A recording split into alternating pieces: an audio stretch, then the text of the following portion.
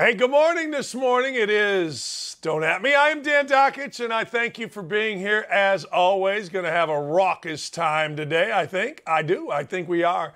Couple of things before we get going.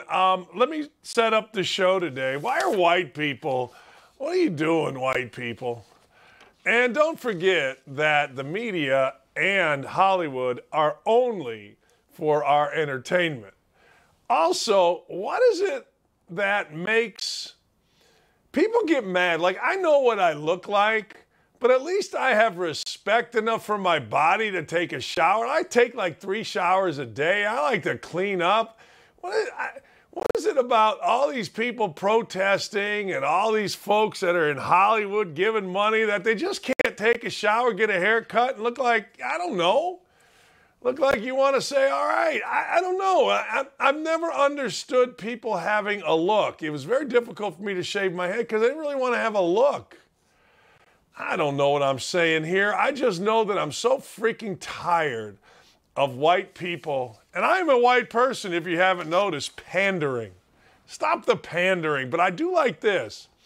And this isn't as it seems. I like when things aren't as they seem. So James Harden declined a $47 million on the player surface, you option. go, what the hell is James Harden declining a $47 million player option? It's $47 million, but James Harden apparently is declining this option so that he can rework his deal, whereby they can, ladies and gentlemen, get better and more players into Philadelphia. It's actually a selfless act.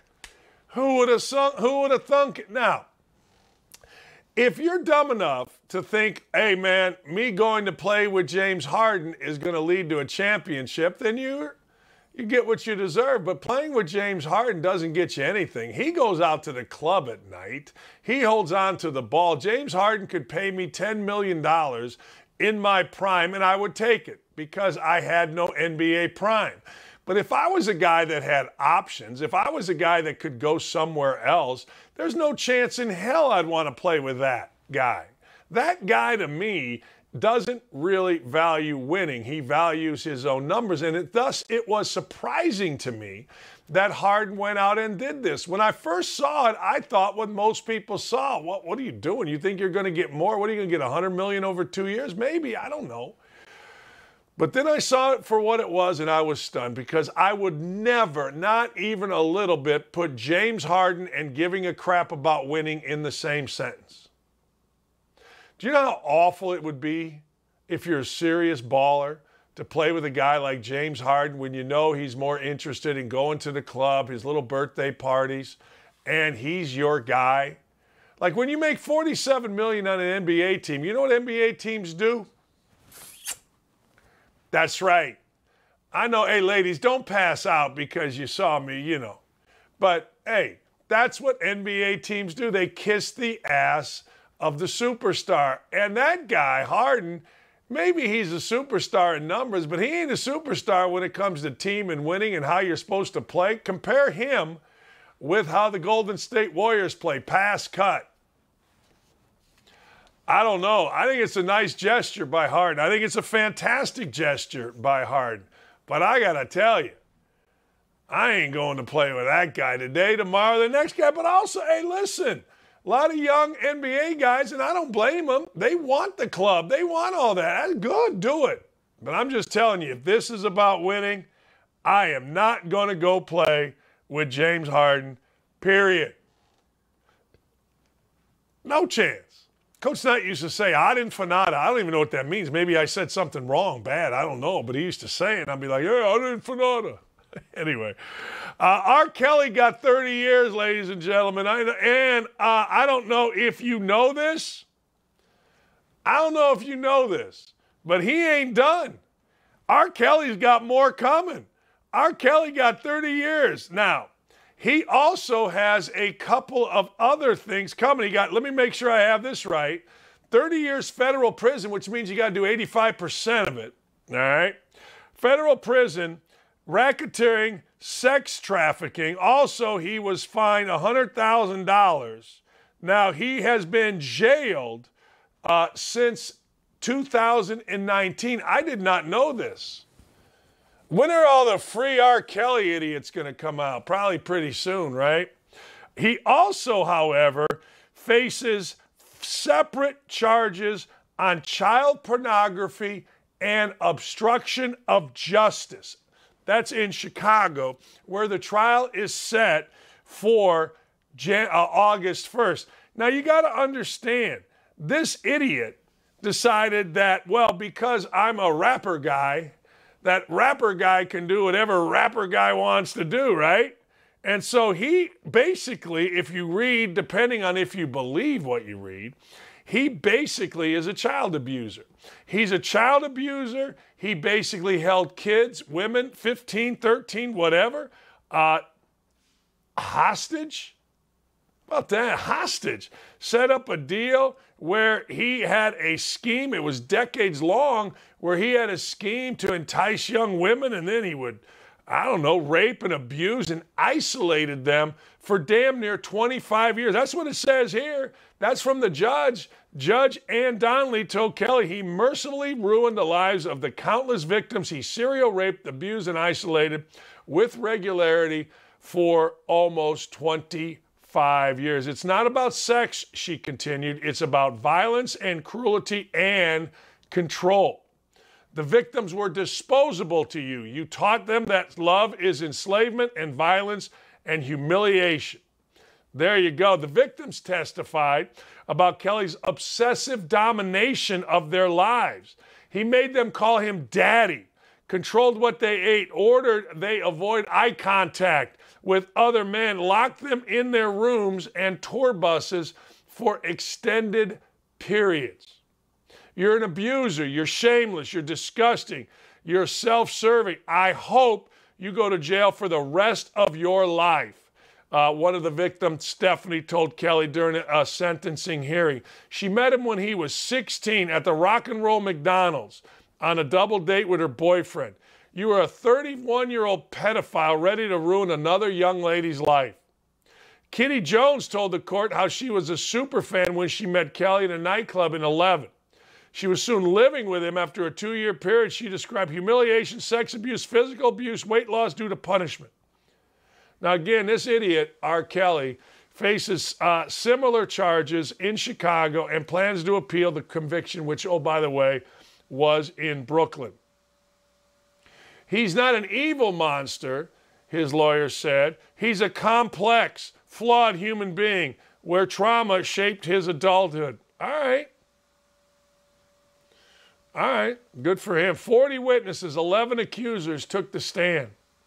Beats women with shoes, cords, fists, vicious spankings, chastisements. I love when guys try to say big words.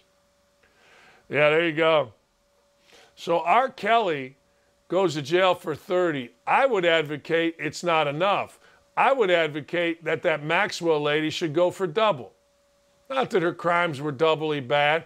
They just seem, actually both seem idiotic, arrogant. When you see pictures of this clown Jeffrey Epstein and this woman Maxwell, and you see pictures of R. Kelly, you just see arrogance. You see a snottiness that you just want to punch in the face, particularly Jeffrey Epstein. You know, you just see a smug, wealthy, Upper East Side or whatever the hell it is. You just want to smack him right in the frickin' head. And when I see R. Kelly, it's the same thing. But rapper guy, you know rapper guy. Rapper guy's that tough guy. Yeah, he's a tough guy. Rapper guy. Although I do like rap. My stepson raps. I do. I just don't like rapper guy. I don't. I like my stepson. I don't know. That's a lie. I like most rap songs and rap. But rapper guy like this who thinks that they're whatever, it gives me gas. He does. Gives me flatulence. Is rapper guy a word? I don't know. Rap guy. I don't know. Whatever. But I got to tell you, R. Kelly, yeah. See ya. Ghislaine Maxwell, see ya. And I don't understand this. Somebody explain this to me. I was just going to give you my phone number. Explain this to me. Explain to me how this idiot Maxwell, who I'm lumping in with R. Kelly, Jeffrey Epstein's frickin' pimp, how she is the only one charged here. How is she the only one? You know what I mean? It's unbelievable. How is she the only one? You're telling me Bill Clinton on that island or Trump on that island, they didn't do anything with underage girls? They just went to the island because they wanted to hang out with this smug jackass? All right. Okay. If that's what you're telling me, I can't answer it, but that's what you're telling me. What world we live in, man.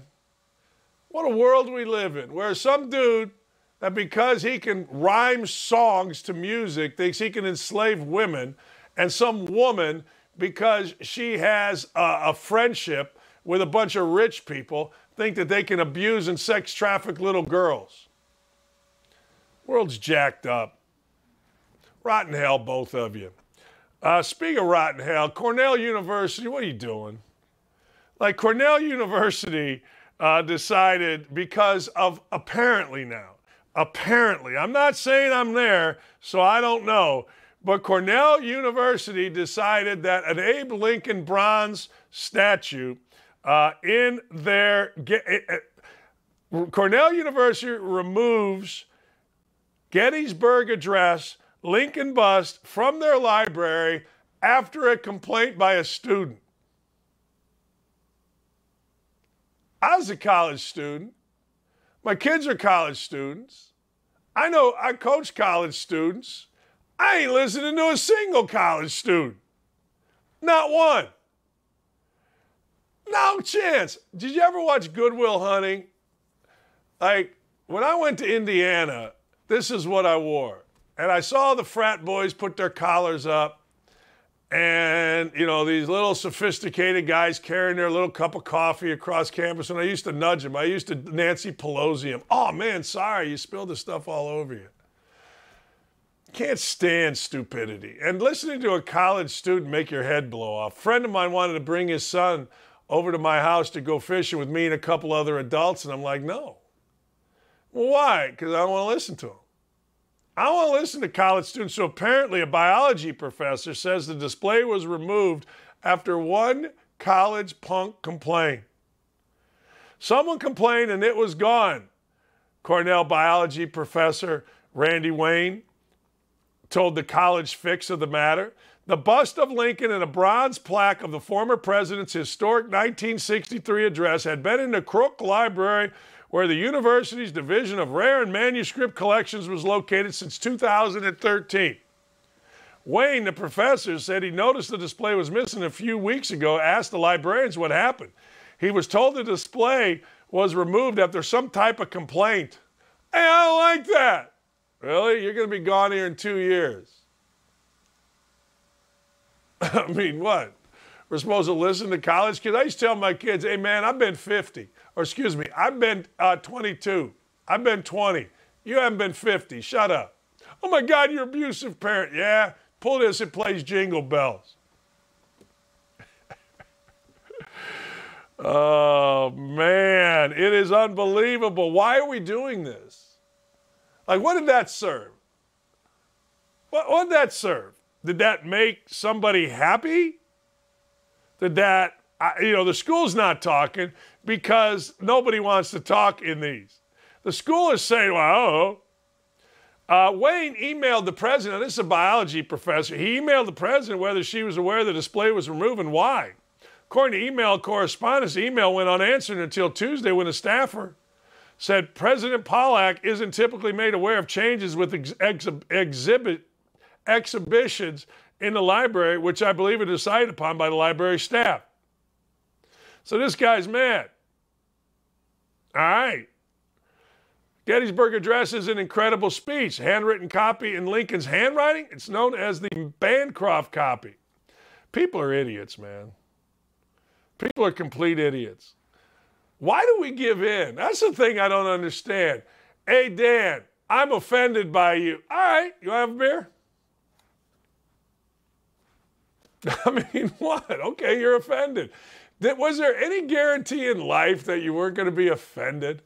Was there anything like when you were born that was like, everything's going to go smooth for you, sweetie? Man, you were mean to me. Yeah, tough. You'll be all right. You'll be all right. It's amazing to me. And the fact, I would never hire a person from Cornell because the only interactions that I've had with Cornell were this and a woman named Sarah Spain. I ain't hiring Sarah Spain. Are you crazy? So that's the only two. So Cornell grads, I currently own 3 companies. You're out. Don't even apply. Out. If your school's that stupid, you're out. I'll tell you what else.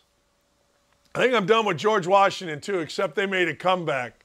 They made a comeback and let a Supreme Court Justice, Clarence Thomas, continue to teach at their school. Good for you. You made a good move after taking away your mascot. The stupidity is just giving me a freaking headache. It is. It's just giving me a headache.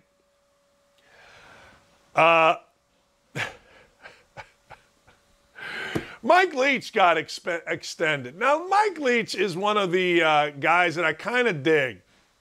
Now, Mike Leach is, I had a chance to have beers with Mike Leach 100 years ago. Well, not 100 years ago, but probably 8 or 9 years ago. I went with Urban Meyer and our wives and a bunch of couples. We went to Key West. And Mike Leach and a buddy of his paddled over, and we just sat around. I sat in the corner and listened, which, if you can imagine, is not the easiest thing for me. And I'm not fascinated by Mike Leach. You guys are fascinated. I'm so fascinated by Mike Leach. He likes Pirates. Stop it. He's a frickin' football coach. I like Mike Leach because Craig James got mad at him. Craig James seemed to be I don't know the right word, kind of an arrogant announcer for CBS. And apparently his kid had a concussion. And I don't know what Leach did. I don't know whether Leach did right or wrong. One thing I've learned about being a college coach is 99.9999999% of the time, college coaches aren't trying to screw kids. But anyway, apparently this kid was put in a dark room when he had a concussion, which on the surface seems okay, but apparently kept him in there too long. I don't know. So, of course, Leach gets fired and he resurrects his career at like Washington State. Now he's at Mississippi State and he's struggling because the SEC is a different deal and your little quirkiness don't matter. But by all accounts, Leach is a pretty good dude. Leach told me a year, we were having, we went to dinner with a big group, and he told me we were having beers, having some crab, and enjoying an evening, and he said, yeah, I do a Sirius XM show. He says, I do the show, and then I jump in my pool. And then I come out and I do the show in my bathing suit. He inspired me. It's what I do on Saturday mornings on Sirius XM right here. I do it. I do the show, about a 3-minute break. I either go to the bathroom, which is what I do, or I jump in the pool. I like it. So they extended Mike Leach till 2025. Now, if you're like me and you're not a particular fanboy of any school, you don't hang on every word of your little coach. Oh, my God, can you believe what Nick Saban said? I can't believe it. Oh my God, Jim Harbaugh has a dad bod. Oh, my God, I can't believe it. Oh, my God. I mean, football fans are out of their minds. You kind of like different people. You kind of do. The row your boat guy in Minnesota gives me gas. Just does. So I like different people, and I think Mike Leach is a different dude. And Mike Leach makes reporters feel cool, which I think is pretty funny. I think it's really funny, actually. But anyway, we got a big show for you. Hammer Time coming up, the damn awards. White people, wash your hair and look like a human being when you're going to go out and protest. All right, there's a kid that you don't know. Amani Bates. Amani Bates was on the cover of Sports Illustrated as like a high school kid, and he's the next LeBron, right? Except one thing happened to Amani Bates. He started reading his own nonsense. Daddy started the Bates Academy so little Amani could go to school privately at his own prep school. And I'm guessing, I don't know whether this is true or not, but I'm guessing if you start a prep school and your son's a #1 player in the country, I'm guessing you can make some money on that prep school. You know what I mean? So little Amani goes out to Memphis where they got a lot of players and most of them don't give a rat's ass that you're the #1 player and you're from Ypsilanti and blah, blah, blah, blah, blah. So Amani Bates goes out there and he's bigger than the program, of course. Now, what do I always tell you? I tell you never be bigger than the program. The 3 clowns that went into the NBA, and I'll get to one of them in a minute, talking about how they're the best player in the world. LeBron's got to show me something. And, of course, in 2 months, I'll be the best player in the NBA. Those guys are idiots. And that's Holmgren with the best player in the NBA. Our guy Mathurin saying LeBron has to show him something. And, of course, Shaedon Sharpe, who didn't even play this year, but somehow, some way went 7th in the draft. So this guy here decides he's bigger than everyone. He's buying his own crap. And he ends up going to Memphis, where Memphis players don't give a rat's ass about Emoni Bates. Hell, the coach at Memphis was Emoni Bates and ended up being a great player, Penny Hardaway. So he gets to Memphis, can't play a lick, can't get on the court, fakes a back injury, leaves the team. The team goes on a winning streak when Emoni Bates is gone. So what happens to Emoni Bates? Emoni Bates assumed that he would be in the NBA right now. I mean, that's the assumption, right? But the assumption is inaccurate. Hell, he don't even get in the game. He gets in the game a little bit in the NCAA tournament. Fine. They lose because they always lose when Emoni Bates is on the team. And next thing you know, he's got to find another place to go because there's no self-respecting coach that wants Emoni Bates on his team, at least in Memphis, at least one that played in the NBA. We fast forward. We fast forward to Eastern Michigan. Now, Eastern Michigan, you got to understand something. When you're in the MAC, hey, man, you're always looking for lightning in a bottle. I'm the only MAC coach in the history of the world that had a job, actually had the press conference at West Virginia, was out of the MAC, and came back to the MAC. The hell was I thinking? But I'm a man of somewhat integrity, and I couldn't work for the clowns at West Virginia, so I came back. But when you're in the MAC, you're always looking, and I tell MAC coaches all the time, get out. Get out, win and get out. Well, I had a chance, I didn't do it, so away we go. Anyway, so in the MAC, you get your little coaching job and you become a coach. And now you try to win something. So Stan Heath knows his way around it. Stan Heath is the coach at Eastern Michigan. Stan Heath walked into a laid-down, great team at Kent State. And to Stan's credit, he coached Kent State in his one and only year to the NCAA Elite Eight. So Stan then moves on to Arkansas. Smart. He goes, gets out of the MAC, makes a ton of money, has a couple good years there, gets fired. I think he goes to South Florida. Hell, I can't remember. But now Stan is probably in his mid-50s, maybe early 50s. And Stan says, you know what? Screw this. What do I care? He's 57 years old. What the hell do I care? I don't care if you were a washout over there in Memphis. I want a player. I'm giving you a history lesson on MAC basketball. So Bates comes back. Now, here's the deal. Bates, in his mind, is going to dominate the MAC. We shall see. MAC's pretty good. Players play with a chip on their shoulder. Guys that always come down a level are okay, never great, never like, oh my God. Some get hot, Armand Bassett for Ohio. But anyway, so this guy decides he's going to go to Eastern Michigan, and away we go. Good for him. I hope he makes the NBA. I do. Miles Bridges, star forward, I guess he's a star, regular season star forward for the Charlotte Hornets, got arrested yesterday on domestic assault charges in L.A. This is horrible. No, it's horrible. I don't care about Bridges. I do, but but the victim had to have medical treatment. Now, anybody that's ever watched Miles Bridges knows that Miles Bridges is a big, strong kid, man. I mean, he's a big dude. I don't get it. Like, I've never understood domestic violence. I've never understood, what do you do after? What's your move? Oh, I'm really sorry. Oh, it'll never happen again. What's your move? I could not imagine waking up. Let's say you get hammered, right? And when you get hammered, most people think they're right with the actions that they do. I could not imagine waking up after being out or whatever you were doing and realizing, oh man, I had hit my wife, girlfriend, or both, fiance. Oh man, I had done, no, I don't know what, I couldn't imagine. Now, to Bridges, he ended up in jail for a bit.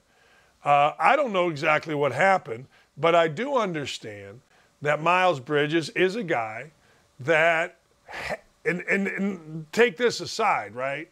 Miles Bridges right now is trying to be a free agent. You're talking about $200 million for this guy. Man, and I always thought Miles Bridges was a nice kid. Like, I criticized him because he had no game in college. Idiots in the media didn't understand what that meant. Only Doug Gottlieb really understood what that meant, but Doug understands because he was a player. I always thought Bridges was a nice kid. I always thought he had no game. I think he's gotten better, obviously, in the NBA. He's going to make zillions of dollars. But when I see these things, I don't think you're a nice kid anymore. I don't. I think you're an arrogant jackass that thinks of only himself and can't control himself. And if that makes me bad, then that makes me bad. Don't care. But hitting women, there's never an excuse. Yeah, but she. I remember when the classic, the dumbest of the dumb, Paul George said after there was, I forget what it was, Paul George said something like, well, if she ain't about that action, then I ain't about that action. The dumbest statement ever. But Paul George is an idiot. But that's what he said about domestic violence. You know what I mean? So, at the end of the day, one of the things that I get a kick out of is listening to that. Guy says, Dan, after your history of harassment, abuse of kids. Oh, wow. No company in the world would allow you to hire anyone. Okay. Twitter's fun. Twitter's fun. Anyway, the response to this is great, right? I'm like, I'd never hire anyone from Cornell. I wouldn't. I got 3 companies. I am hiring, by the way. But I would have, one's a golf course. One's a construction company. And then, of course, we have Dockage Enterprises. I'm not hiring anybody from Cornell. They're idiots. The Big Chill says they would never want to work for you. Well, maybe not. I don't know what to tell you. But I'm just telling you, I would never hire anybody from Cornell because the only 2 interactions I've ever had for Cornell were bad people. That's it. Bad people. All right, we come back. I hope we can get my man Hammer. I'm having a little problem with my earpiece. I am. I'm having a little bit of an issue. So we'll see. We shall see what we shall see, but I am not at all hiring anybody from Cornell. And Miles Bridges, if you injured a woman, if that's what you were stupid enough to do, I hope you go to jail. And I like Miles Bridges as a kid. I did. I'll say it again. You got to clear yourself so many different times when you talk about issues like this because people will parse something and say you said it. Let me tell you exactly. Always thought Miles Bridges was a nice kid. Hope he goes to jail if he injured a woman. It's as clear as I can make it. You hit a woman, you cause injury, you do that. Hey, look, I understand, man, a man and a woman argue, but I always told players, put your hands in your pockets. And if she gets out of control, lock yourself in a bathroom. I've had 2 players during my time as a coach that called me way after the fact. They said, Coach, I got to tell you, I did exactly what you said. I locked myself, one in a bathroom, one in a bedroom. When one was a wife, one was a fiance, when they lost their mind. And I put my hands in my pocket. I went in the bathroom, locked the door, and, discussed it. It's the only move to make. Don't hire anybody from Cornell. Why would you hire anyone from Cornell? Because you know what they're going to do? Well, you said mean things to me. Toxic masculinity. All right, my man Hammer next. Can't wait. Jason Hammer, it is Thursday. He is going to set the world right. We'll be right back.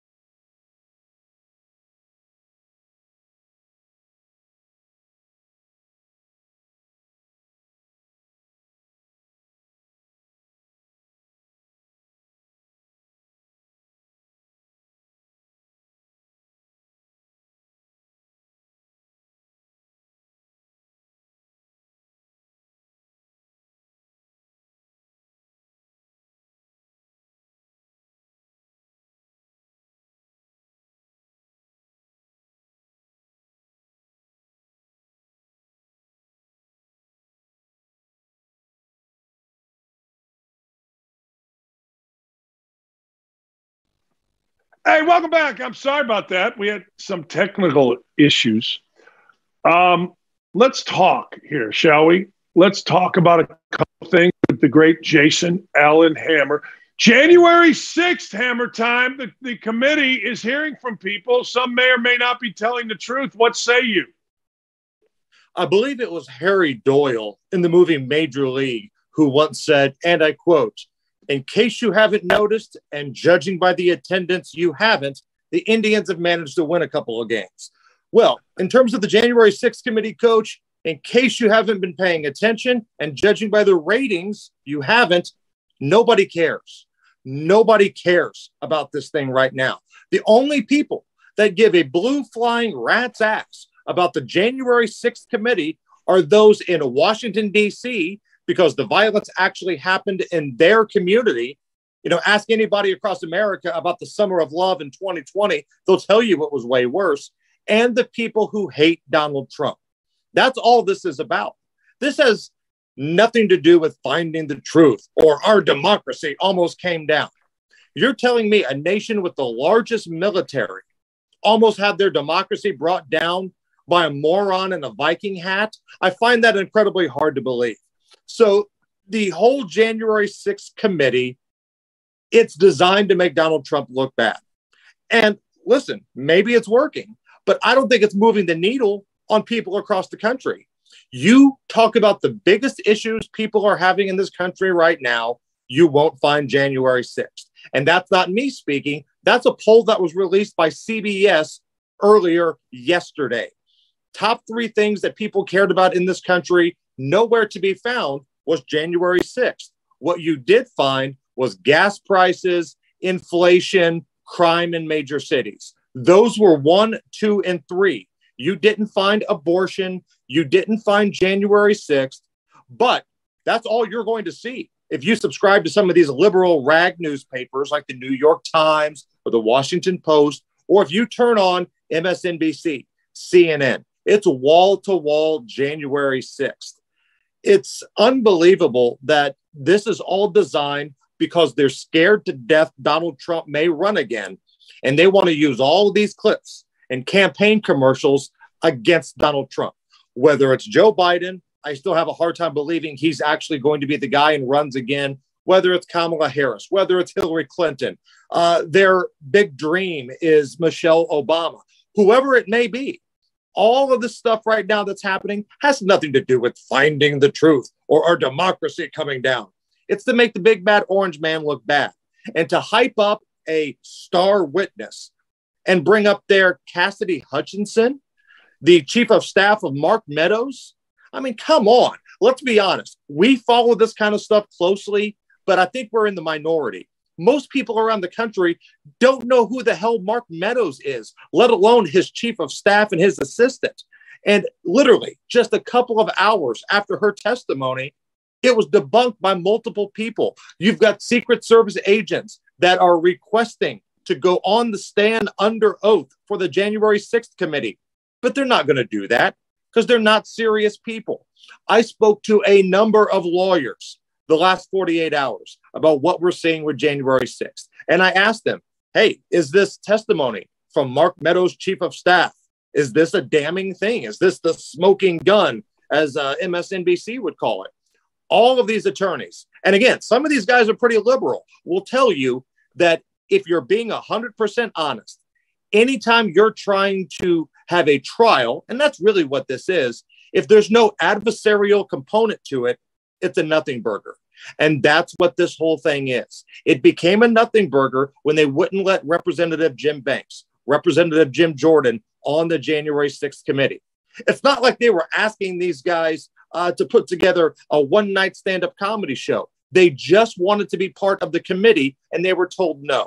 So that tells you all you need to know about this. It's a show trial. It's ridiculous, and nobody's watching it. Nobody cares. It's only designed to make the orange man look bad. I want to understand something to your point. If Trump did want to go to the Capitol, if he did grab the steering wheel, now, you probably shouldn't grab a Secret Service agent, but what's so wrong about Trump wanting to go to the Capitol when his Capitol's under attack? First of all, it sounds like that never even happened to begin with. Right. If you know anything at all about presidential motorcades, the president's not up there riding shotgun like it's your buddy going down to the gas station to pick up a pack of cigs and a fountain drink. That's not how it works. And the two guys, the two agents specifically that Cassidy Hutchinson mentioned, have both said, yeah, that never happened. And we will testify under oath that it never happened. But to your point, for argument's sake, let's just be devil's advocate here and say that, sure, that happened. It shows him a little bit unhinged. It shows him that he's can't handle stress and he's kind of a lunatic. But again, you know, that's something that we're hearing now never happened. Same thing when Cassidy Hutchinson said that the president was speaking and people in the crowd had AR-15s. Think about this for just one moment. Do you really think the Secret Service agents would let the president of the United States speak in a crowd if multiple people had AR-15s in the crowd, like Cassidy Hutchinson was saying happened on January 6th? I promise you that's not the case. And knowing the political climate that we live in, if you saw people with AR-15s in the crowd during Donald Trump's speech, don't you think we would have seen the video by now? Last time I checked, this was a country where everybody has their cell phone and everybody wants to talk about guns. Mark my words, I guarantee you, you would have seen the video by now, or the president would not have spoken. Coach, the whole thing was full of crap. Every part of what Cassidy Hutchinson had to say has been debunked in a couple of hours. She was brought up there without firsthand knowledge, right? She was the one saying, well, I heard he was doing this. How do you do that? How do you bring up somebody that says, I heard this? That's what happens in these things. This is the Russian collusion probe all over again. For 2 years, that little wiener Adam Schiff kept telling everybody, oh, we've got the evidence. Oh, the evidence. I got it. It's in my tool shed out in my back. I'll bring that Russian collusion evidence. Never happened. It's the Mueller probe all over again. Nothing happened. Anytime the Democrats get together and they want to make Donald Trump look bad, it ends up with egg on their face. It's embarrassing at this point, but these people don't learn anything from this. Nothing at all. They've got nothing here. All of this is to make Donald Trump look bad if, and I think when, he decides to run again. They're going to have campaign commercials. But I'm telling you, look at the polling, talk to people across America. What's a bigger issue? Gas prices, supply chain issues, crime, inflation, the border, or January 6th? Come on. 60% disapproval rate, which is historic for Joltin' Joe. What do you call Joltin' Joe? Butt sniffing, hair snip? What do you call him? It's a little tribute to the nature boy, Ric Flair, but we doctored it up a little bit to fit the way that Joe Biden likes to get down. Wheeling, dealing, hair sniffing, kiss stealing Joe Biden. There you go. There you go. His disapproval rates are at an all-time high. I'll be honest with you. I don't see how somebody that isn't in love with their party can say, no, I really approve of the job that Joe Biden's doing. I don't know how, if you have any thought in your head at all, you could do that. I don't see it. How is it not higher than 60%? And really, the way these polls work, it is when you hear a number, whether it's an inflation number, an employment number, it's a jobs number, everything is doctored to make the president look good. All of it is. So if they're telling me that it's 60% disapproval, it's really higher than that. I promise you that it is, but it's still not high enough. Who is sitting in their living room going, you know what? I know that he killed 12 soldiers in a debacle of a withdrawal from Afghanistan. I know that baby formula has been a pretty big problem in this country. Gas prices are damn near $6. Minority employment numbers are some of the worst they've ever seen. But boy, thank God it's not Donald Trump anymore. I mean, if you're that kind of person, do everyone a favor and either don't vote or walk your fat ass into oncoming traffic, because you can't be that in bed with your party.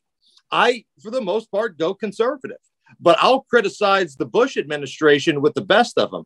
Absolutely. Don't get it twisted. When John McCain was in Arizona, we can criticize John McCain. It doesn't make you a bad person for saying, yes, I appreciate what he did for our country in the military, but he governs like a jackass. Doesn't make you a bad person at all. But you don't see that when it comes to Joe Biden, because even if the economy collapses, if we go into a recession, if another horrible situation where 50 plus migrants are found dead at the border, and yes, I do blame that on Joe Biden, people are still going to say, well, he beat Donald Trump.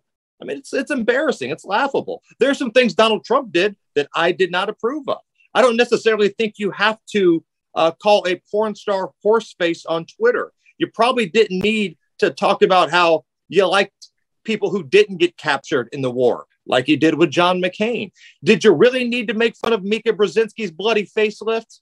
Okay, you probably did, because she's an awful, awful witch. But some of those things I could have done without. But policy-wise, I will sign up again for another 4 years of the policies. But we can criticize our own. You don't see that with the political left. Why do you blame the border caravan deaths on Biden? Because these coyotes feel emboldened. These smugglers feel emboldened. And that's what this was. This was a human trafficking situation. And these coyotes, if you want to call them that, these smugglers, they don't give a damn about human life. They know right now they can come and go as they please. I am willing to bet that this was not the first time that these three guys, who are now in custody, thank God they've been arrested, have been smuggling people across the border. How many people have gone across this country smuggled in the back trucks? These people feel emboldened to do it. They're not scared of anything. They know our border agents are completely swamped, completely overwhelmed. We don't have the space right now because the Biden administration campaigned for 2 years before they became president. And then the first year of their presidency saying, come on in. And then at the very last minute, when they knew the blank was about to hit the fan, they propped up there the border czar, Kamala Harris, who had this half-assed, please don't come message. It's incredibly weak, and people sense that. People know that. People in other countries understand. As much as everybody in this country bitches and whines about how awful America is, there's somebody from Central America, there's somebody from another country that can't wait to come here, whether it's to try to start their best life or to try to do something criminal, whether it's to bring fentanyl in, whether it's more human trafficking. I've said for a long time, Coach, I've said it on your program, I say it every day on my program, the two most underreported stories that are still happening in this country are human smuggling and fentanyl. But yet here we are, we're talking about January 6th, we're talking about Roe versus Wade. I get abortion is a big story for some, but fentanyl is killing an awful lot of people right now. And that's happening because of our lax policy at the border. And these smugglers, they feel emboldened. They feel like they are the ones in charge at the border. A couple of things. One, R. Kelly got 30 years. That Ghislaine Maxwell got 20 years. I've said this. Look, how is it possible? Let me go to Maxwell first. How is it possible that there is no list? Like I've said, people, if Donald Trump went to that island and people can testify that he was a pedophile with traffic, put his ass in jail. What do I care?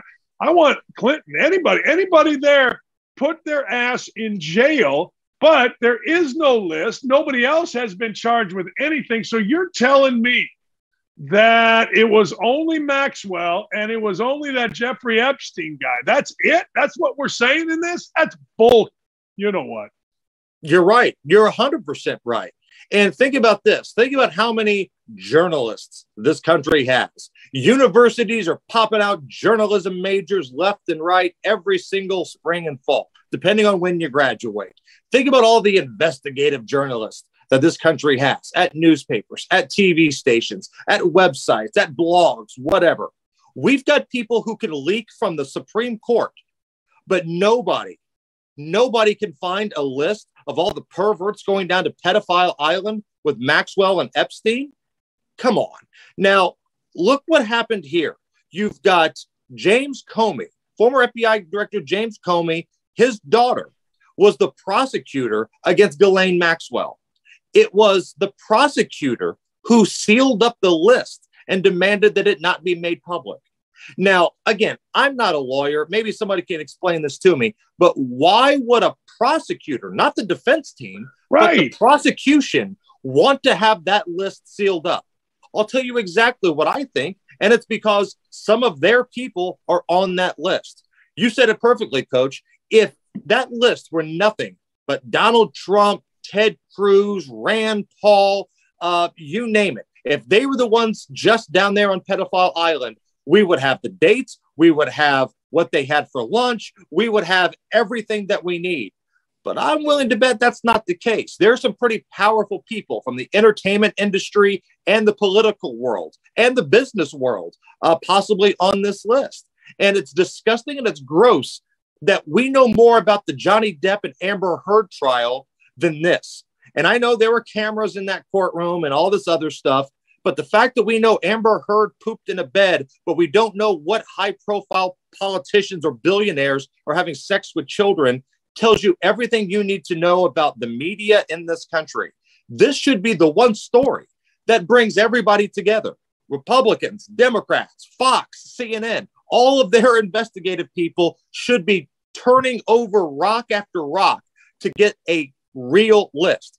I'm talking about the real list, not a photo, because we've all seen photos, right? There's Donald Trump at some party with Epstein, Bill Clinton getting a massage from somebody allegedly on his way down to the island. Okay, we've got all that, but give us the list. There has to be flight records. There has to be transactions. All of that's there. The list exists, but nobody is trying to get Ghislaine Maxwell to talk. Nobody's trying to be an investigative reporter and find all of this kind of stuff. R. Kelly gets sentenced for underage sex crimes for 30 years. Maxwell gets 20. Come on.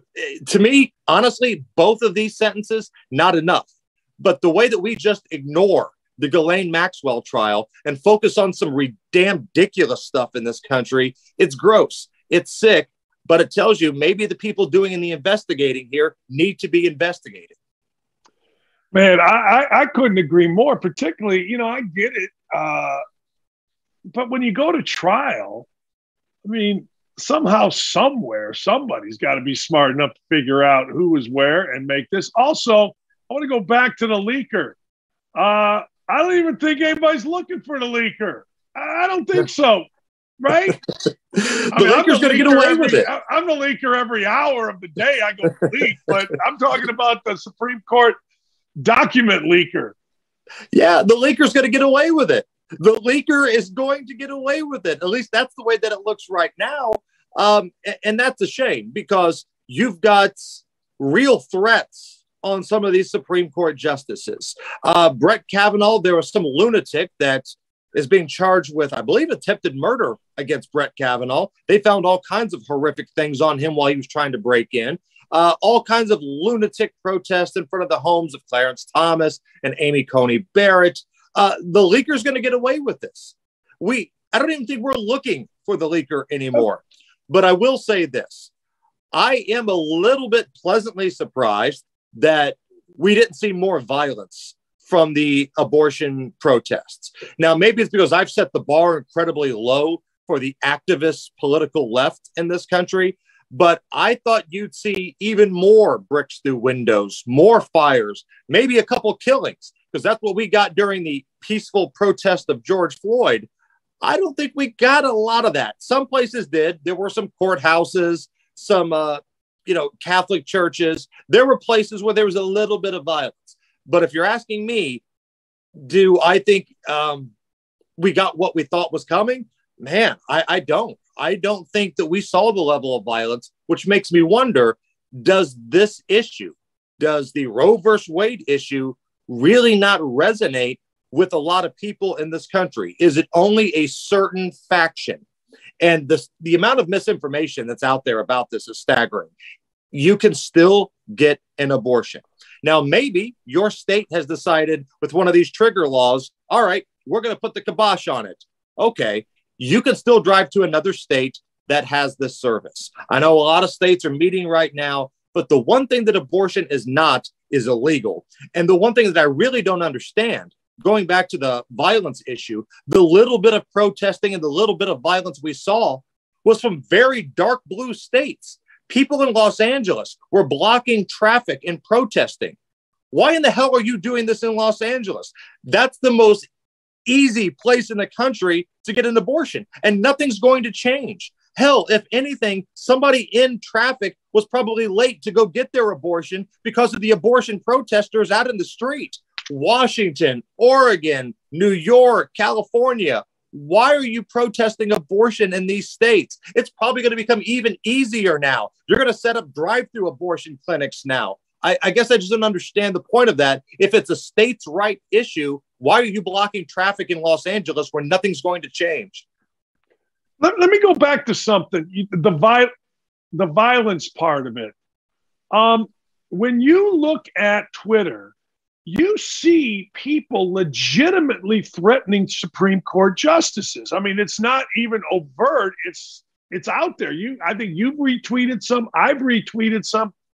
Whatever happened to like these laws in Twitter? Is this because Twitter as a business is up for sale and we don't know whether Musk has it, Jack Dorsey's out? But what happened to all these strict, don't threaten graphic stuff that supposedly got you suspended from Twitter? Where'd that go? Because Twitter is still ran by activists. The acquisition of Elon Musk has not happened yet. Now, the Twitter board has agreed, all right, we're going to take the offer here. But Elon Musk is still saying, now, wait a minute. You gave me some false information. You said less than 10% were bots here.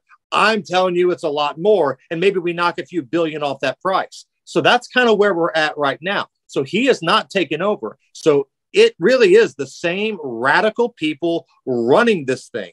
Now, think about this for just a moment. You had guys like Alex Berenson, former New York Times writer, be banned from Twitter over a year ago because he questioned the vaccine. He said on Twitter that even if you're vaccinated, you can still get this thing and you can spread this thing, which turned out to be 100% true. But a year ago, he was kicked off of Twitter, banned for that.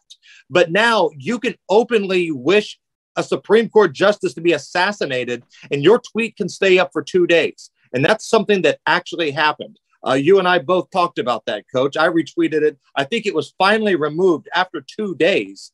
But this is where we're at. This is what happens when activists have the power of a large media company. And that's what Twitter is. We can laugh at it. We can say that, Twitter's not real life.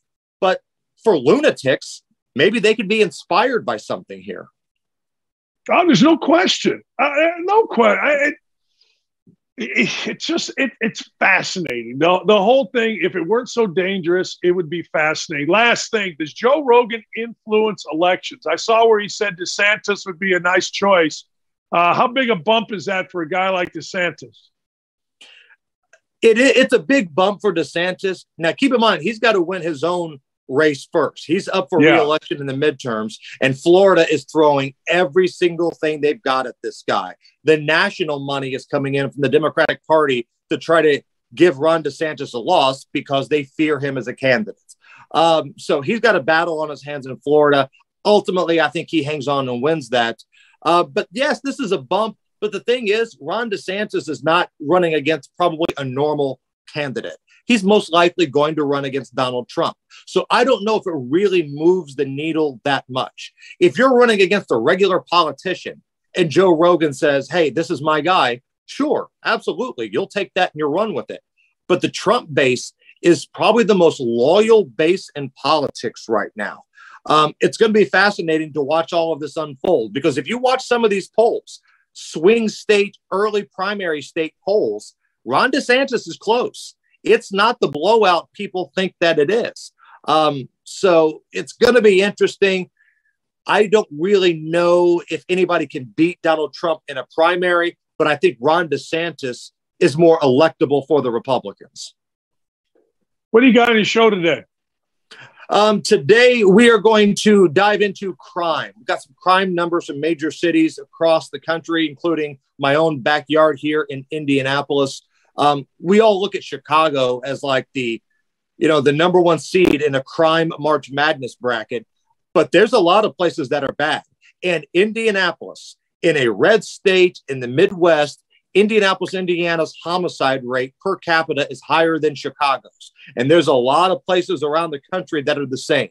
We're going to speak to the president of the Fraternal Order of Police. We're going to try to get to the bottom of it. Great stuff. 93.1 WIBC.com, the number one afternoon drive show in the history of the world. And just, again, the number one afternoon drive show in Indy, my friend Jason Hammer. Thank you, Hammer Time. Thank you, Coach. He's the best. Jason Hammer, as my friend Mark Patrick says, off he goes. I'm telling you, 93.1 WIBC, WIBC.com. You'll love it. Hammer and Nigel is great. I got these little flies around my house. I got one. I'm one of the all-time best at killing gnats and flies. I'll tell you how at some point on this show. Maybe not this show. All right, I got the damn awards when we come back. We'll be right back.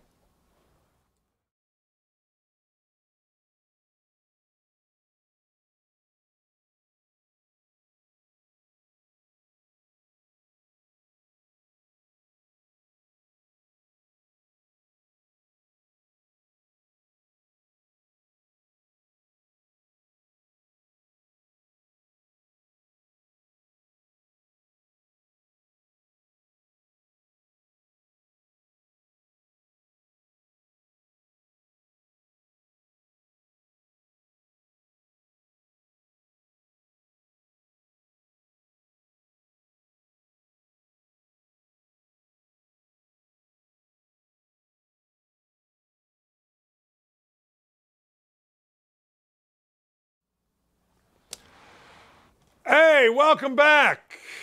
We're not going anywhere. Last hour of the week, always a good hour. Are you kidding me? I like not having headphones in so I can hear my loud ass. I don't know what that is, but I like hearing me.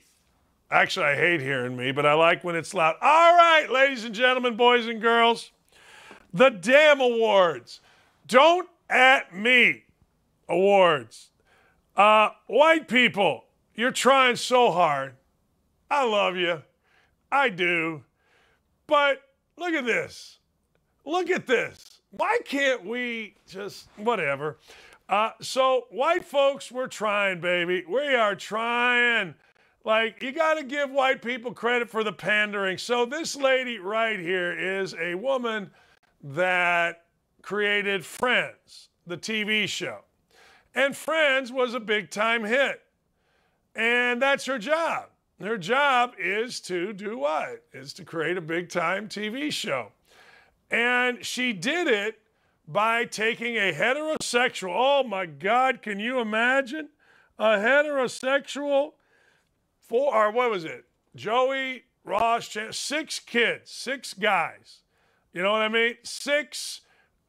3 guys, 3 girls, and created a show in New York. And apparently it was set in, the very diverse, whatever side of the country it was, whatever side of New York it was. That's where it was set up. Okay. All right.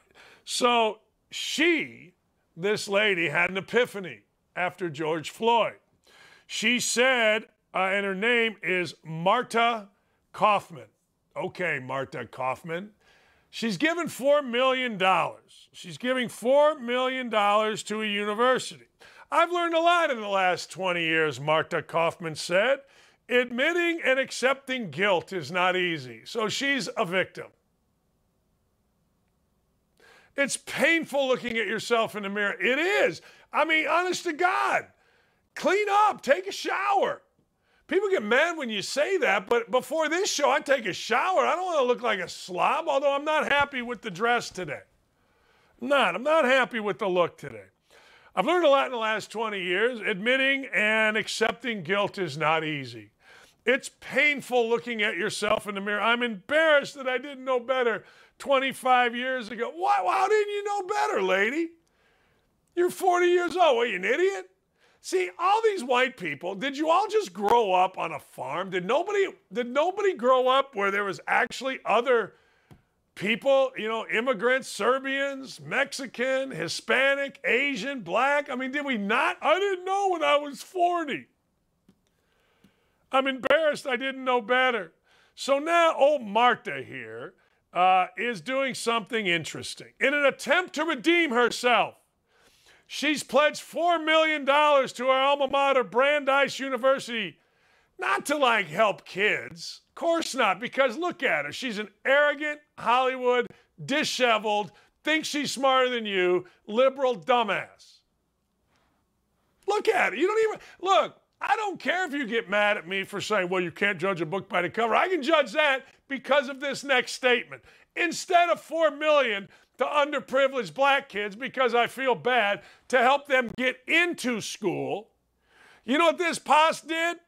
$4 million to Brandeis, an elite, private school where this clown went and didn't learn how to put a hairbrush through her hair, to fund, listen for it, an endowed chair in the school's African and African American Studies Department, one of the oldest in the country, right? You know what she called it, this arrogant, freaking unkept, ridiculous Hollywood POS? The Martha F. Kaufman Professorship in African and African American Studies. So this POS named it after yourself. That's what she named it. Named it after herself. Like, I'm telling you, it took me a long time to know how I internalize systematic racism. I've been working really hard to become an ally and anti-racist, and this seemed to be the way. Yeah, okay. Yeah, all right. Okay. All right. Look, let me explain something to you. That noted scholar, and I think he's one of, if not the best follows on Twitter, he and Clay, Jason Whitlock, had a great response. He had the response we all had. Hey, I want to apologize, Whitlock said, for enjoying good times. What's happening? Sanford and Son, Fresh Prince, A Different World, Cosby, Martin, Sex and the City. I'm going to give $4 to every white person offended by my enjoyment of great TV. That's exactly right. The pandering is ridiculous. I'm guilty, says this POS. Whitlock, great stuff. I want to apologize for enjoying good times, all black. What's happening, all black. Sanford and Son, all black. Fresh Prince, mostly black. Different World, mostly black. Cosby Show, mostly black. Martin, mostly black, if not all black. Sex and the City, I don't know why he threw that in there, but I like it. Because I like Sex and the City. Oh, by the way, DoorDash is down 10%. Your boy Biden's just killing it, ain't he? Yeah, just killing it. Oh, I'm so sorry, says this. Look at this woman. They all look the same. I mean, it's just insanity. I'm embarrassed. I didn't know better. Oh, where'd you grow up? How do you know better? Your job was to put a great show out, and that's what you did. Is Larry David already doing that? I don't know, man. I don't know, but, man, white folk, you trying hard. Good for you. Good for you. You go get them, girl. I'm sure when you walk down your gated community, which is where I'm sure she lives, of Beverly Hills or wherever the hell, sorry-ass community that would take this woman, I'm sure all your little white friends go, oh, my God, you're so good. I always knew you were so good, and I think all of the conversation about Friends is just is right. And you're right. Look, you were taught to make great TV, and you did. I mean, I don't know if it's great TV, but it certainly was successful TV. You know, if you had a little less Ross Geller in there. Charlie, well, African-American girlfriend, I dug her. She was hot. Just funny to me. Oh, my God. Can you imagine when she sits down with like Gwyneth Paltrow and they talk about, oh, my God. And they take their sandals off and their feet stink and their armpits are hairy and they're talking about how great they are, both of them. Oh, my God, you're such a giver. I don't know what to do. Penn stock is down 5%. I'm getting the updates right here. Your boy Biden is just killing us. He's crushing our souls. Hey, how about the NBA? Don't play. Don't worry about it. We'll still take you seventh. Man, I tell you what, there are a lot of basketball folk that I have talked to that are like, man, the NBA is ridiculous. And it's not because of China or it's not because of anything else. This dude didn't even play. This dude didn't have the sack to play at Kentucky. I've said this before. His name is Shadian Sharp. Everybody, he's the greatest player in the world according to Shadian Sharp. He didn't even have the stones to play at Kentucky. How is it possible that a real basketball player can sit there on the bench at Kentucky and not go in? I'm from a different era. What can I tell you? In the NBA, I didn't even think about this until I had a number of NBA executives tell me, like, this is so ridiculous. Our own league is so asinine that kid didn't even play. And he could be the 7th player picked. In fact, 2 of them said, Dan, I feel bad for college basketball. Me too. I don't know if I feel bad. I don't know. But I do feel like, hey, man, don't you got to do something to get in the NBA other than a high school game against some other high school guys? And you know what? The truth of the matter is, the answer to that is no. Because we've seen LaMelo Balls of the world. All of a sudden, everybody tells me how good he is. Yeah, he is. Almighty God, he's great. Oh, okay. All right. Okay. But it amazes me. And people in basketball, they're not happy. And they shouldn't be happy. I mean, what the hell? I hate cruises. No, I really dislike cruises. A lot of you like cruises. Every time I've been twice, here's a brawl at a cruise. Look at this. Check out this action. Yeah, you got a nightclub, little princess cruise. Everybody gonna throw hands. Look at this. Look at all this crazy. Bottles swinging. I don't like cruises. I honestly don't. There's nothing about cruises that I really like. Yeah, there it is.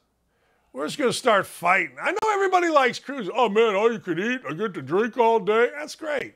Last cruise I went on, it actually, I don't get nervous very much, but I was walking down the hallway and the whole thing smelled like marijuana, and the people smoking marijuana looked like they wanted to beat the living hell out of me because I was a white guy.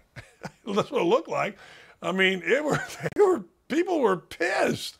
And I walked by, I was just trying to get to the front. Everybody's high and it was crazy. So I don't like cruises, but it even started before then. First cruise my wife and I went on, about 2 minutes in, we're like, can we get out of here? I don't like cruises. People are beating the hell out of each other. My cruise, at least, maybe I should go on a high-end cruise. I've never been on a high-end cruise. My mom loves cruises. My wife would go on a cruise tomorrow. I've never had a great experience on a cruise. I don't know. Maybe I'm wrong. I'm sure I am. But I've never had one. I'm sorry. I guess maybe we're supposed to. Everybody's supposed to have a great experience, but they're just beating the hell out of each other.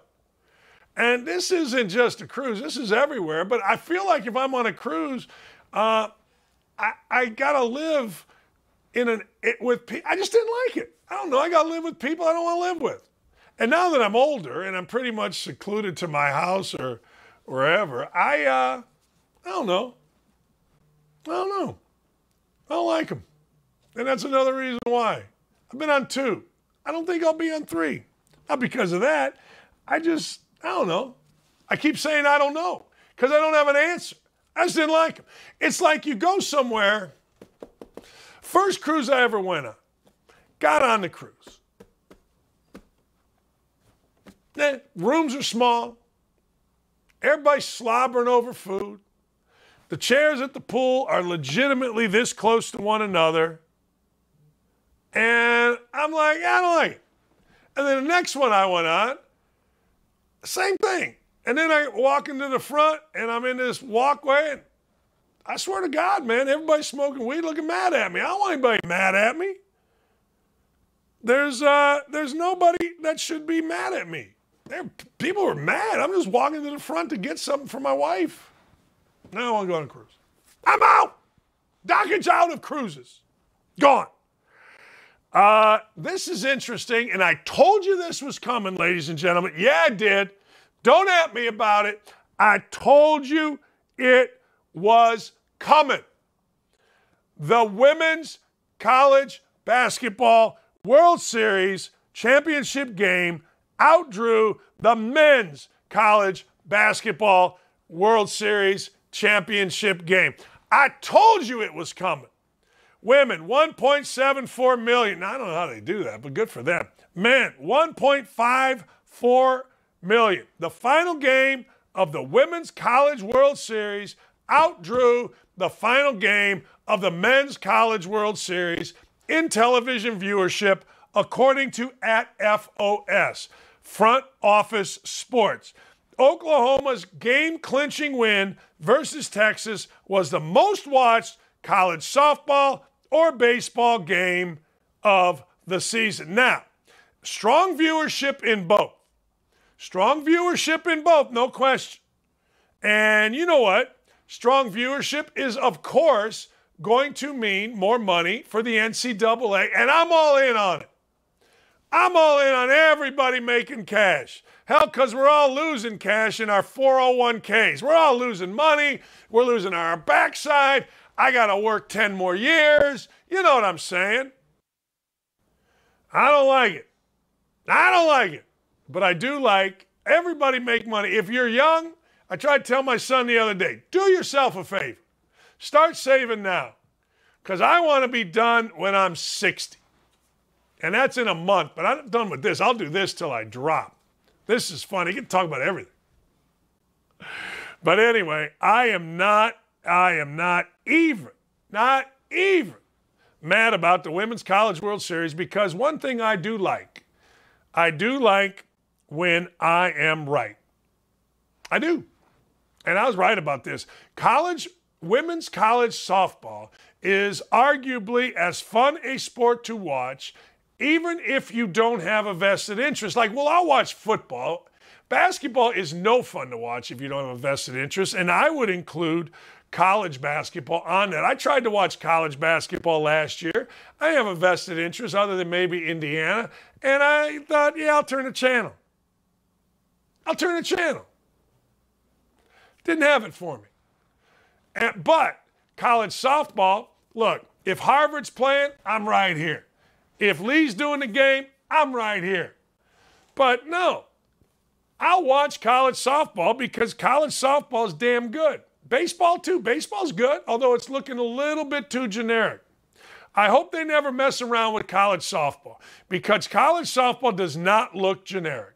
It doesn't. Not at all. So I'm not surprised even a little bit. I'm riffing, right? Riffing, is that what it is? Riffing? I'm riffing right here. All right, so Colin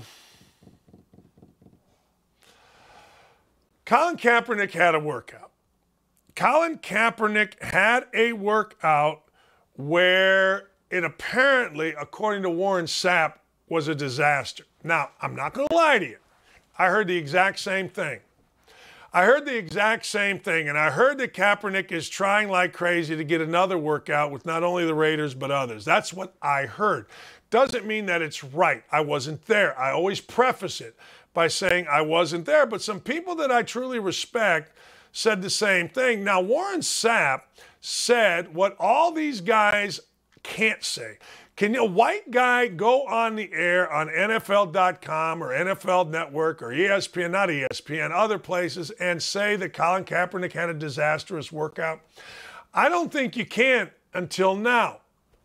Remember I told you, there's always the finger in the air test. Which way's the wind blowing? So people are watching to see what the reaction is to Warren Sapp. Now, you got to understand Warren Sapp. Warren Sapp, in my world, not just my world, was the only media guy that I truly despised. I went to the Super Bowl, and I was at Radio Row, and I think he was working for the NFL Network, and I've not seen a bigger jackass than Warren Sapp. Loud, stupid, walking around, okay, fine. Doesn't mean he doesn't know what the hell's going on in the NFL. So Warren Sapp says this, and now, ladies and gentlemen, people are starting to think. Here comes Lamar Arrington, right?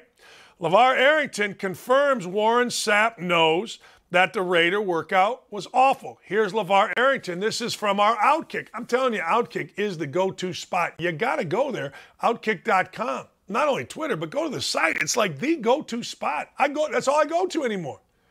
However, and that's not because they're paying me. I can go anywhere. My first stop used to be ESPN, and it was up until, a month ago. And now I'm like, wait a second, I get great information from Outkick for this show or others, but I digress. Less than a week after Hall of Famer Warren Sapp passed along word that Kaepernick's May workout was a disaster, LeVar Arrington is siding with Sapp. I know Sapp pretty well. He ain't lying. One thing Sapp is not is a liar. If you played for an organization, you know people in the organization. There are certain places, so I try to tell people, there are certain places that you can get information that in other cases you would not get that information.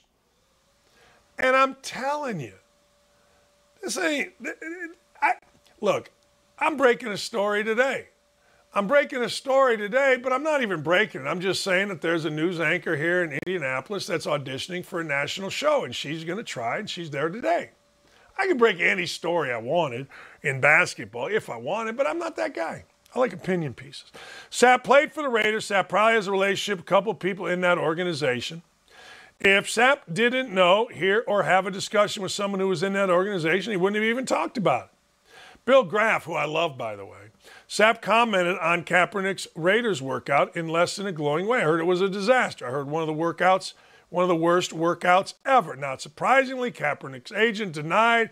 I spoke with the GM several times. They said they all thought Cap was in great shape, threw the ball really well, encouraged any team to call him about the workout, and he would tell them the same. That's fine. It does not mean I'm sure he talked to the agent. The agent talked to the GM, and I'm sure the GM said, hey, yeah, everything's good. Did you sign him? My wife has this thing. When I tell her I love her all the time, I can tell she likes hearing that. But she's all about that action, boss. So am I doing the little things? Is the garbage going up? Am I cleaning up after myself? You know what I mean? It's all about that action, boss. And I don't know. The Raiders, I don't think, have signed Kaepernick. Maybe they're gonna. Maybe they're waiting. Maybe there's other teams involved. I do not know. But I had 2 NFL people tell me that Colin Kaepernick's workout was a disaster. And I really wasn't even going to talk about it because I figured, the story would go away. But now all of a sudden the story has legs and it's on Outkick, so I'll talk about it. But that's me. Hey, you got to tell me who those guys are, Doc. No, they're called sources. I don't tell you anything. So, of course, the dude's 34 years old. Look, one thing I can tell you very quickly, normally, about 9 out of 10 times, is whether or not somebody can play whatever sport. Sorry, I just can't. And I watched Colin Kaepernick throw some at the University of Michigan's halftime, the Dog and Pony Show at halftime of their spring game. And you know what I said? No. Nope. Ain't happening. Well, guess what? Kaepernick caught a break.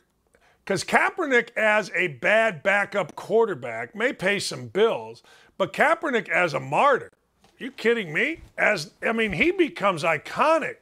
Now, I don't know if that still pays the bills. I don't know what he's done with his money. I'm sure all he's got to do is go have a sit-in somewhere, protest something, do the whole damn Jesse Jackson thing, protest Coke, and Coke gave his son a damn bottling company or distribution center down in Atlanta. That's what you ought to do. You don't need to be a backup quarterback. Protest something. Take that thing for a spin. Take that martyrdom for a spin. Take that popularity for a spin. What are you talking about? Go be a backup quarterback to Derek Carr? That's beneath you, Cap. I'm telling you. People act like, hey, as we've learned from Cap and from others, the truth of the matter is, man, there is money in victimhood. It's been going on a long time. Look up Jesse Jackson. I already mentioned him. Stop it. Hey, by the way, Al Sharpton in jail yet? For tax evasion? Last I saw, he was smoking a cigar. My friend Abdul showed him smoking a cigar. I think it was Abdul, in a Four Seasons. Cap, you've lost your focus. You've lost your focus. Get back to being who you are. Get back to being what you're about. Football ain't it. It ain't. Football's not it.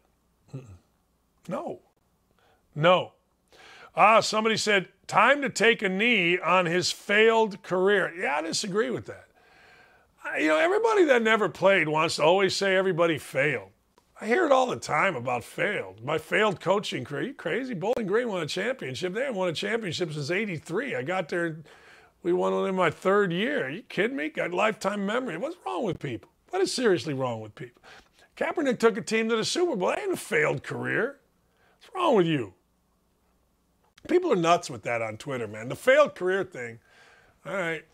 Dockage, you failed as an announcer. No, I didn't. I was the best announcer they ever had at ESPN. My contract ran out. Outkick came. I saw the platform. Thought it'd be more fun. Leave me alone. Think I want to go to East Rutherford or go to do a game at Rutgers or Wisconsin? Come on. I like Wisconsin, though. Good cheese. Anyway, when we come back, it's kind of interesting. Inflation, I've told you this. There are 3 things in this world I never wanted to hear again. From 1979. 1, never wanted to hear the word inflation. Ever. 2, stock market. Let's go. Right? No? Am I wrong? 3, gas prices down. Our guy Biden, Sniffin' Joe or whatever his name is, Sniffin' Joe decided he's going to be the worst president ever. And he is. He's well on his way. Killing us. I'm going to go through things that are famous and the prices and how they went up. Prices of stuff like Arizona Ice went up. What are we doing? Of what? No. We'll be right back.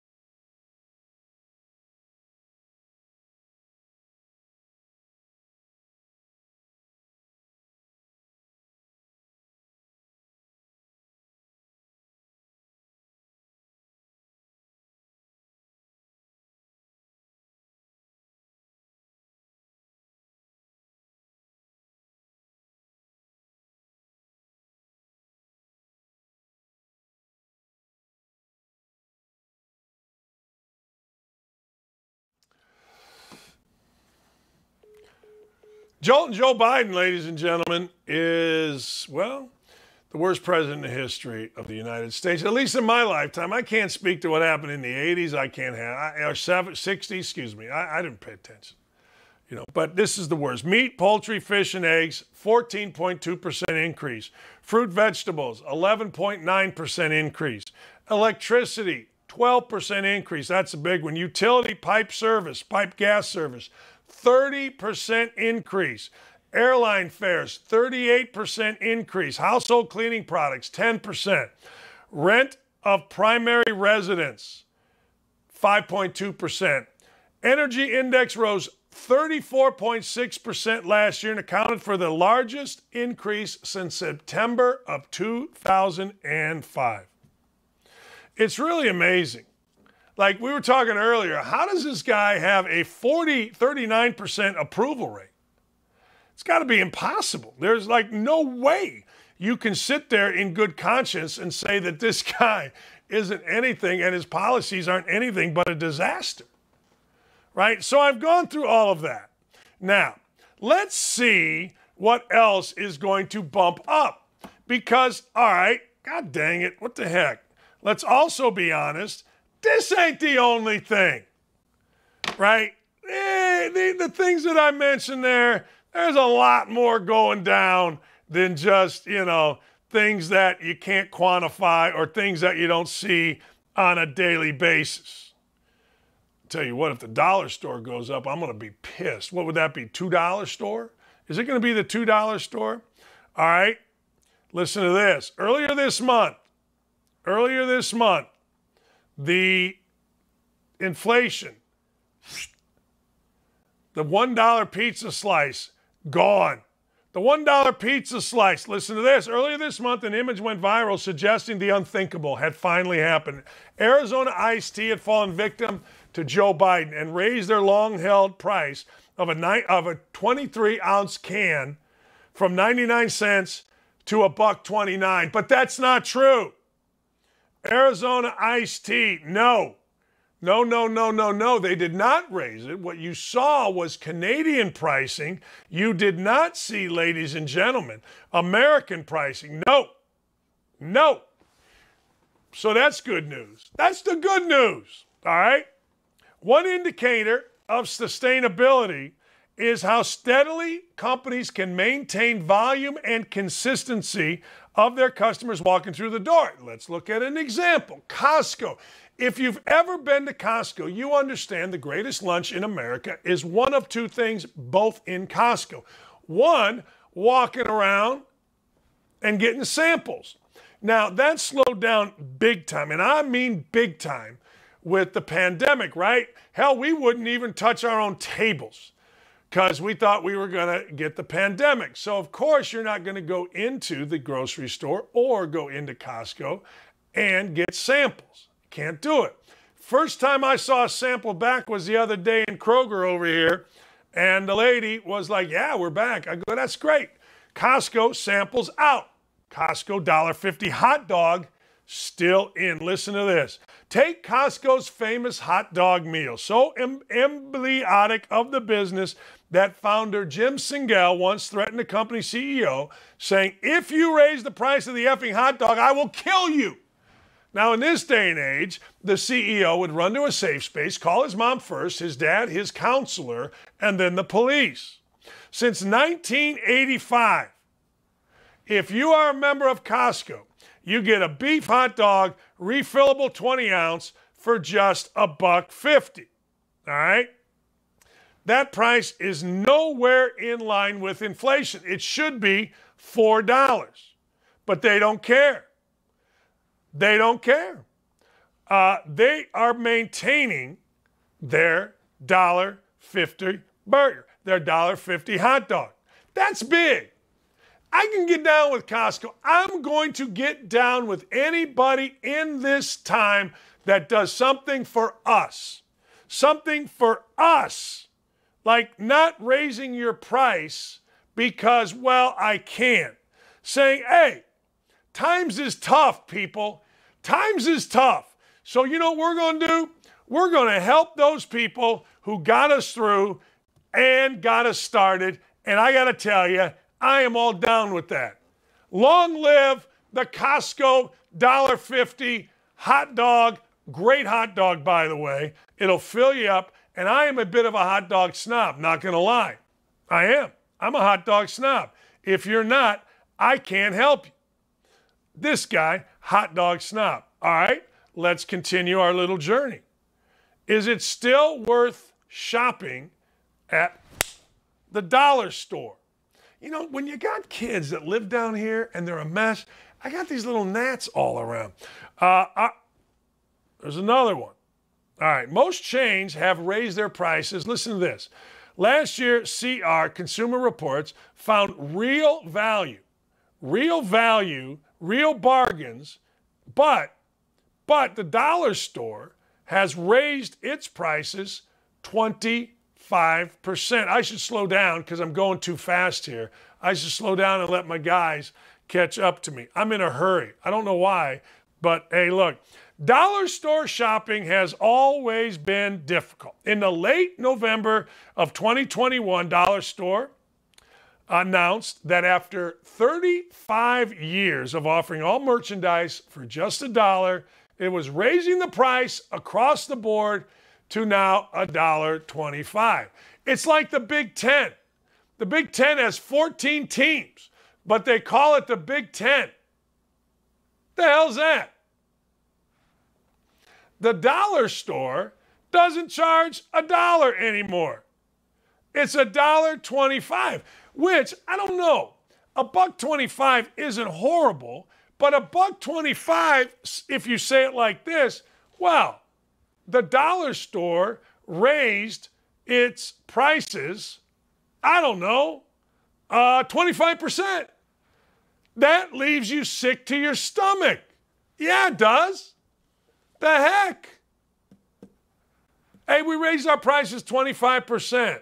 All right. Okay. It's a sign of the times, baby. All right. Consumer Price Index, a measure of the average price of goods and services, rose by 8.5%. Think about that. It's the highest increase in 40 years. However, here's the problem that the family or the dollar store has. I was going to say the family tree. What is wrong with me? The problem the dollar store has is this. 25% increase at the dollar store is damn near 3 times that rate of inflation. What are we doing at the dollar store?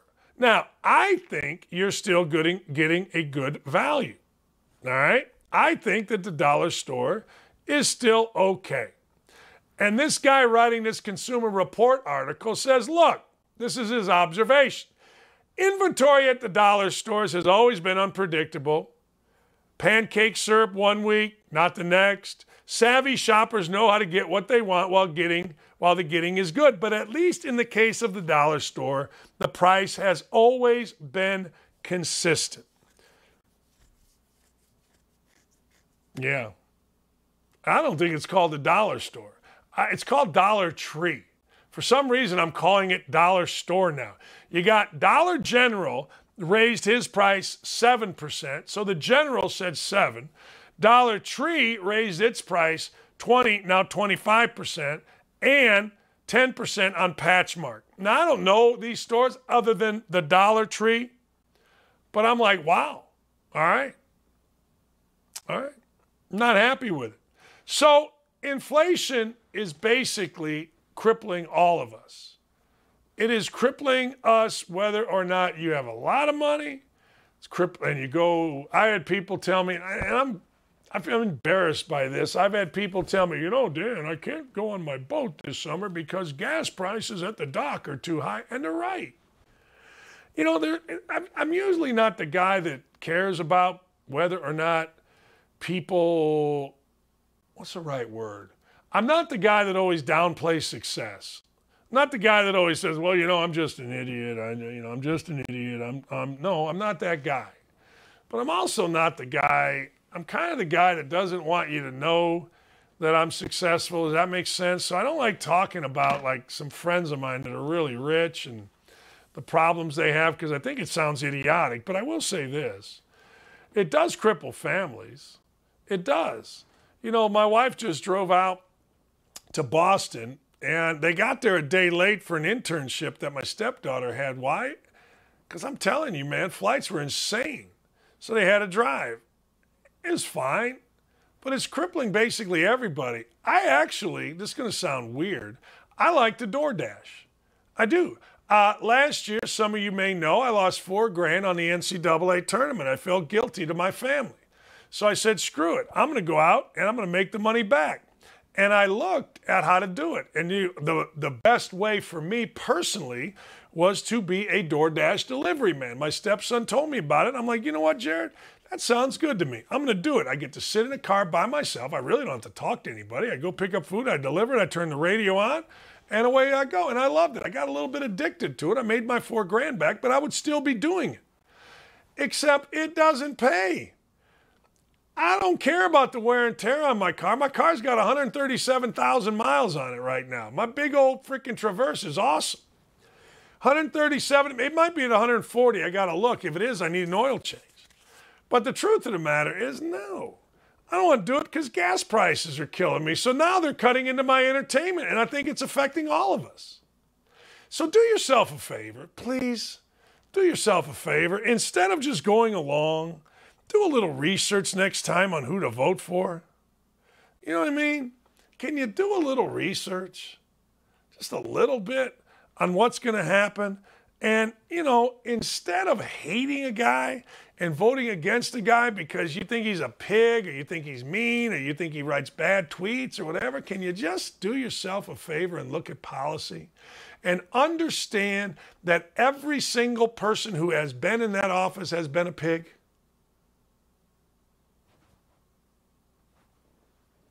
JFK was like the biggest of the pigs, right? JFK was ridiculous. You know, he had a little popularity, good-looking guy, young guy, and he was slinging it all over the place. Like starlets and movie stars, hanging with the mafia, got his start. His dad was a bootlegger. I mean, pay attention to this. Come on. You think coming up in Chicago and getting through the political waters of Chicago, President Obama was just like, hey, just a really, really nice guy? Are you out of your freaking mind? You got some dirt. Everybody does. The only perfect people are you guys. You guys on Twitter. You're the only perfect people. That's it. And media guys and writer guys. That's it. The rest of us were flawed. What can I tell you? And president's no different. So the next time, can you possibly? Who cares? Rock the vote. Hey, this is Spike Lee. Hey, this is Danny Bonaducci. Hey, this is some college kid. Get out there and rock the vote. Okay, you rocked the vote and you voted in an idiot with idiotic policies that's destroying our country. Think this coming time. Don't worry about who you don't like. Worry about who's best. Just worry about who's best. That's a plea. That's an end of the week plea. I don't plea often, right? But that's a plea. That's a damn plea from me. Rock the vote. Yay. Get out there and vote. MTV says you should vote. Your athlete says you should vote. Yay. Well, you got what you wanted, LeBron. You got exactly what your dumb ass wanted. Hey, how about Bob Lee? I did want to get to this. How about Bob Lee? Bob Lee, who really doesn't involve himself in much other than what he can put on your television, used to anyway, he retired.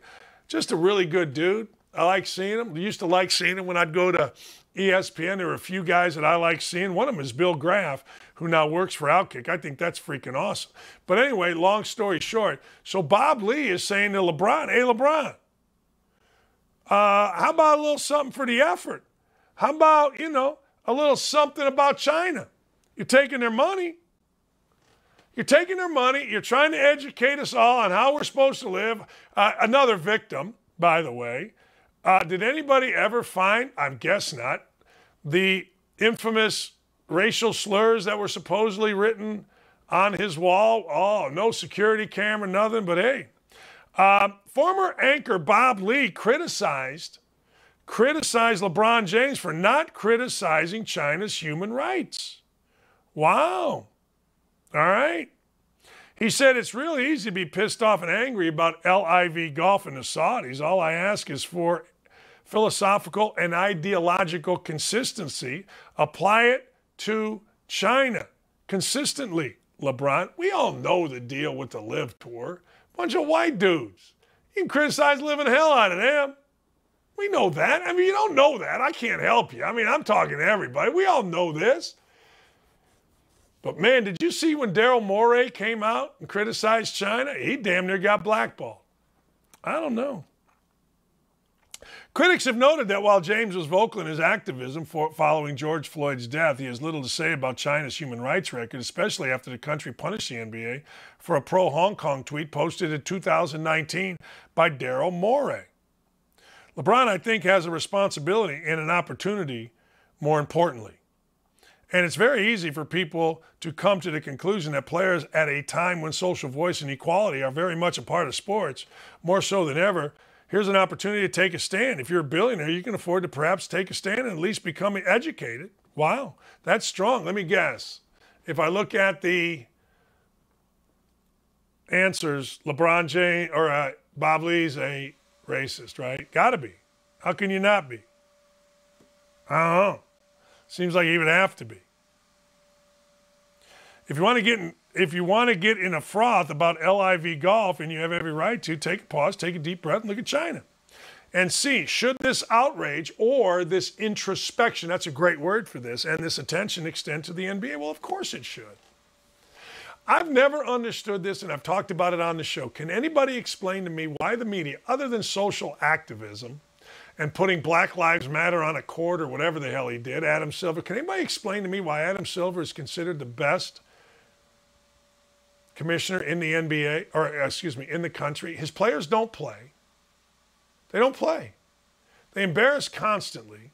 He's in bed with a communist country that has human rights violations left and right, but yet somehow, some way, our media tells me he's the best commissioner in sports.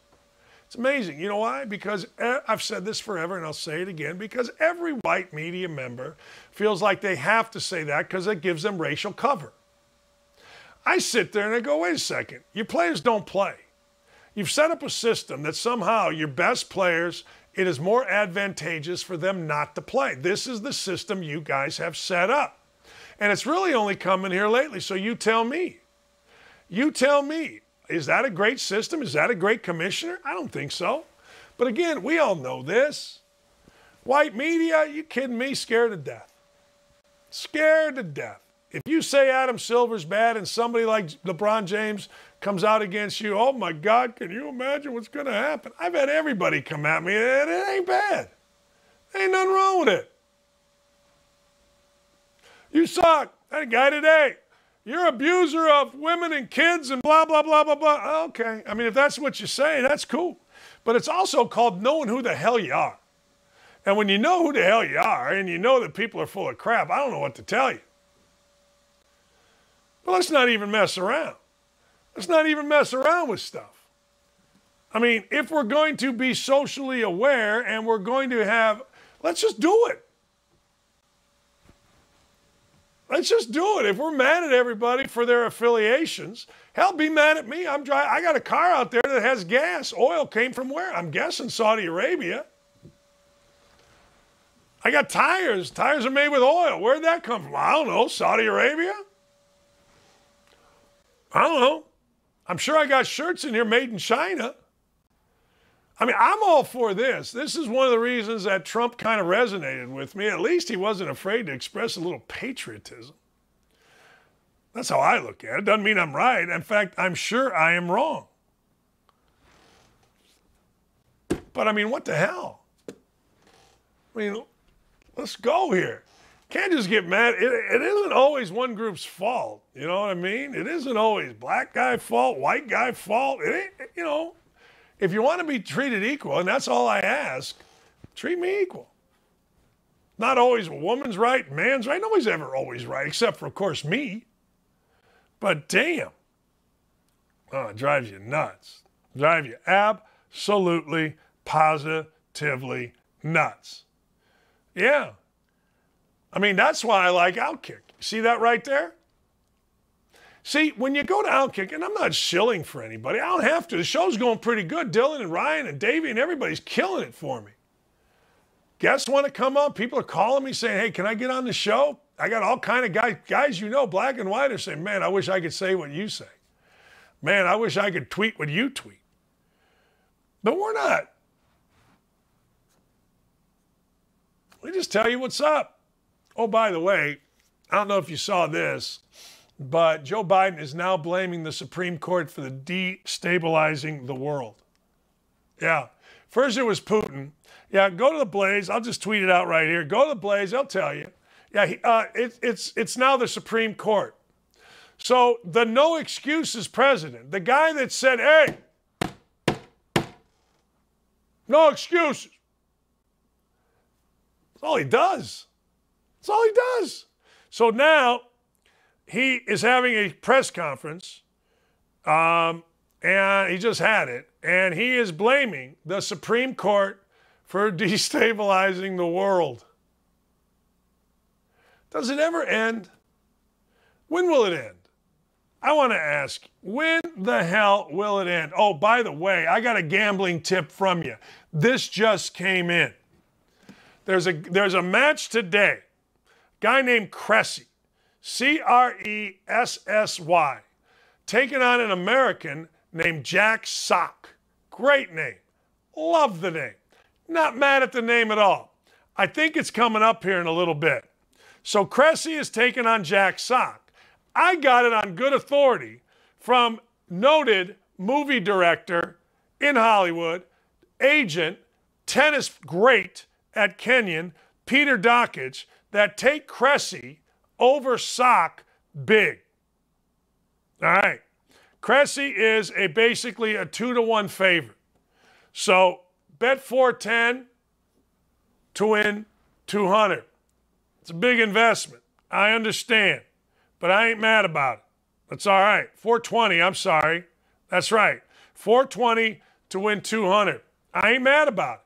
I'm not mad about it. Bet 100 to win whatever. But when Peter Dockage says it, you best believe I'm on it. I'm doing it right now. Right this moment, I'm doing it, ladies and gentlemen. Yeah, I am. We're going to start my weekend with a little $200 in pocket. Cressy over Sock. The other one I took for a little bit, not much. Jenson Brooksby. Jenson Brooksby is like this stud. Now, he is playing a guy named Benjamin Bonzi. Bonzi? How do you say it? Bonzi. B-O-N-Z-I. I don't know. Bonzi Wells. I like Brooksby.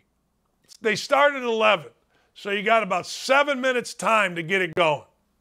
I don't know. Rafa's going to be on TV. You can't bet Rafa because Rafa's like plus 3 bazillion to win. Put it out there. Hey, Dylan, can you guys, instead of putting out that bag with bets, put the actual bets out there on a tweet, while you're tweeting our show. That's right. I'll take the heat. I want all the smoke. Because when Pete Dockage gives me something, by God, it's gotten. Last thing before we go, I don't know why I got fleas around here. Can somebody explain? I'm looking. I'll bet you this. I'll bet you my son in that bed over there, I'll bet you he left something under, like a plate of food or something. Why do I got fleas? My dog doesn't have fleas. No doors are open. I'm sitting here smacking at fleas. Brooksby over Bonzi. Jack Sock. Down goes Sock today. Yeah. And then you know what you got to do? You got to go have a great weekend. Yeah. I hope everybody has a great weekend. Look, I got to thank all of you. Another record-breaking week. I mean, we've just had a great time here. Hammer was fantastic. Dylan and Ryan. The graphics are terrific. I have not been on the YouTube chat today, but I do thank you all for that. Thank you very much for the attention on YouTube. Thanks for retweeting stuff. You guys have started to retweet stuff, and I'm looking at our numbers, and like every video that we put out, we're getting a bunch, that kind of thing. So, yeah, I appreciate everybody. Yeah. Anyway, I really have to go to the bathroom. So, Dylan, call me. Thanks to everybody that paid attention to the show. Dockage out for the weekend. We'll be back Monday, but I got to go potty.